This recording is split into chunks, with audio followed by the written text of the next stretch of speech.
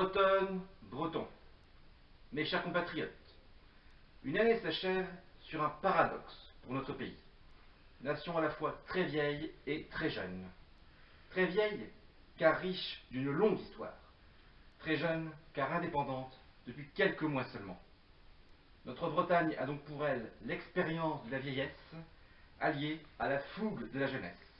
Un double avantage que bon nombre de nos détracteurs pourraient légitimement lui envier.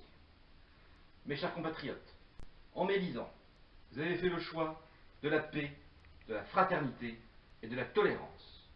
La paix. Les pourparlers avec nos voisins français en vue du transfert de souveraineté avancent correctement et devraient aboutir très prochainement sur un accord satisfaisant pour eux comme pour nous.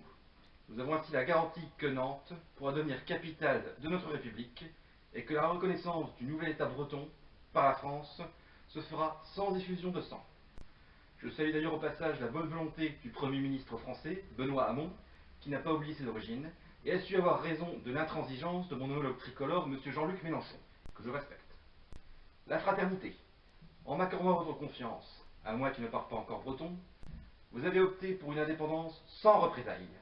Aussi, je rappelle que toute personne résidant en Bretagne, quelles que soient ses origines ethniques ou géographiques, pourra y rester, y vivre et s'y exprimer librement en français ou en breton, sans faire l'objet d'une quelconque discrimination de la part des représentants de l'État. Tout fonctionnaire qui s'y laissera aller sera sanctionné. Je tiens d'ailleurs à condamner une nouvelle fois les exactions intolérables commises par certains groupuscules extrémistes à l'encontre de résidents pacifiques.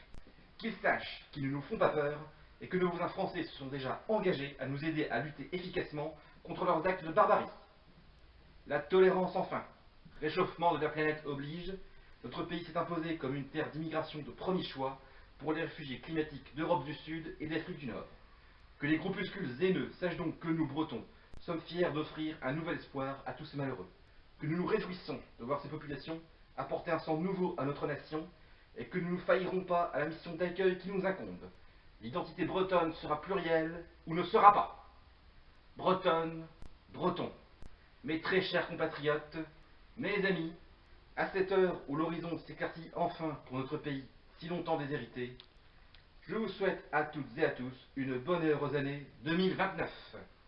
Je vous laisse avec un morceau de notre ambassadeur de la République d'Écosse, Douglas Hinton, intitulé Refugees Welcome.